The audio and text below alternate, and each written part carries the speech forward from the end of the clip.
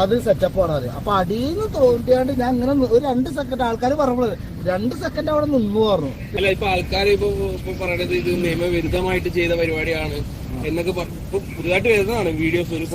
സംഗതി നിയമവിരുദ്ധം തന്നെയാണ്. കാരണം ഇവിടെ ട്രോളുകൾ വന്നിട്ടുണ്ട്, പക്ഷെ കള്ളെന്നുള്ള പേര് മാത്രം വന്നിട്ടില്ല. ആ ചെയ്ത ഒരേ ഒരു തെറ്റ് ഈ എടുക്കാൻ പറഞ്ഞ ആൾക്കാരൊന്നും എന്താണ് പുറത്തോട്ട് പറയാത്തത്?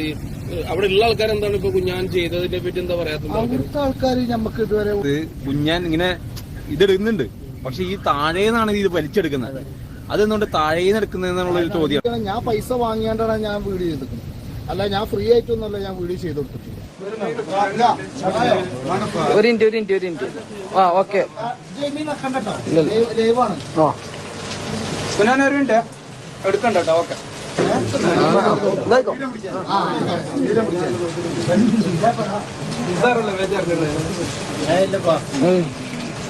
എടുക്കട്ടെ.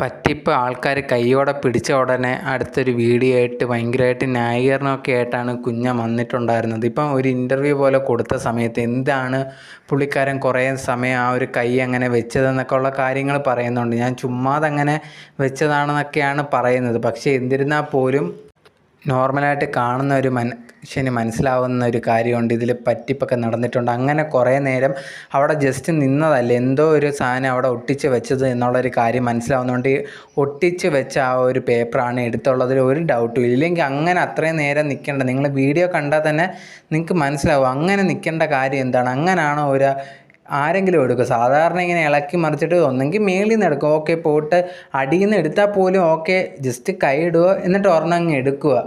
എന്നല്ല കുറേ നേരം അവിടെ നിന്ന് അങ്ങനെ ആരെങ്കിലും എടുക്കുമോ?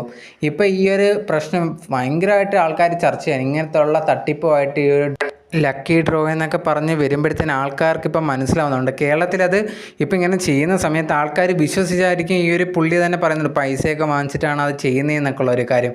പൈസ വാങ്ങിച്ചിട്ട് അത് ചെയ്യുന്നതെങ്കിൽ എന്തൊക്കെയോ തട്ടിപ്പ് ആരെയൊക്കെയോ ഇതിനു വേണ്ടി പുള്ളിക്കാരൻ്റെ അടുത്ത് ഇങ്ങനെ ചെയ്യണമെന്ന് പറഞ്ഞാൽ പുള്ളി അത് ചെയ്തിട്ടുണ്ട്. പൈസ വാങ്ങിച്ചാൽ അത് കറക്റ്റായിട്ട് ചെയ്തിട്ടുണ്ട് എന്നുള്ളൊരു കാര്യമാണ്. എന്തായാലും പോലീസ് കേസൊക്കെ ഉടനെ ഉണ്ടാവും, അതിലൊരു ഡൗട്ടോ കാര്യങ്ങളോ ഒന്നുമില്ല. കാരണം എന്ന് പറഞ്ഞാൽ ഇങ്ങനെ തട്ടിപ്പ് കുറേ അധികം പേര് നടത്തുന്നുണ്ടായിരുന്നു. അതിലൊരു പുള്ളിയാണ് ഇപ്പോൾ ഈ ഒരു വ്യക്തിയായിട്ട് മാറിയിട്ടുണ്ട്. പൈസയ്ക്ക് വേണ്ടി ഇങ്ങനെയൊക്കെ നാട്ടുകാരെ പറ്റിക്കുക എന്ന് പറയുന്നത് ഒരിക്കലും ആരും ചെയ്യാൻ പാടില്ലാത്തൊരു കാര്യമാണ്. അത് ഈ ഒരു വ്യക്തി ചെയ്തിട്ടുണ്ട്. ആ ഒരു തെറ്റിന് കറക്റ്റായിട്ടുള്ള ശിക്ഷ കിട്ടണമെന്നാണ് ഞാൻ ഉൾപ്പെടെ എല്ലാവരും ആഗ്രഹിക്കുന്നുണ്ട്. എല്ലാവരും ഇതിനെപ്പറ്റിയുള്ള കാര്യങ്ങളെല്ലാം വീഡിയോസായിട്ട് ചെയ്യുന്നുണ്ട്. അതിനുശേഷം ഈ ഒരു ഇഷ്യൂ ഭയങ്കരമായിട്ട് പ്രശ്നമായ സമയത്താണ് ഈ ഒരു പുള്ളിക്കാരൻ വീഡിയോ ആയിട്ട് വന്നിട്ടുണ്ട്. ഇപ്പോൾ എന്നെ എല്ലാവരും കള്ളാന്നാണ് വിളിക്കുന്നത്, ഞാൻ അങ്ങനെ ഒന്നും ചെയ്തിട്ടില്ല, എല്ലാവരും എന്നെ ചുമ്മാ പരിചാഴുവാണ് എന്നൊക്കെ പറഞ്ഞിട്ട് ഇങ്ങനെ ന്യായീകരിച്ച് സ്വന്തമായിട്ട് ന്യായീകരിച്ചാണ് സംസാരിക്കുന്നത്. അതുപോലെ തന്നെ അവിടെ ഉണ്ടായിരുന്ന വേറെ ആരും വീഡിയോസ് ആ ഒരു കണ്ടക്ട് ചെയ്ത ആൾക്കാരൊന്നും ഇതിനെപ്പറ്റിയൊന്നും പറഞ്ഞ് വീഡിയോസ് ഇടുന്നില്ല. അപ്പം ഈ ഒരു വീഡിയോ തന്നെ ചോദിക്കുന്നു അവരെന്തുകൊണ്ട് വീഡിയോ ഇടുന്നില്ല എന്നൊക്കെ ചോദിച്ചിട്ട് പുള്ളിക്കാരൻ വലിയ